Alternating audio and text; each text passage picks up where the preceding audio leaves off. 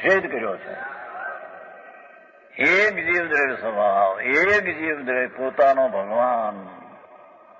આહા, વિકાર તો એક સમયની પર્યાયમાં છે, બાકી આખું દ્રવ્ય તો પવિત્ર ધામ છે.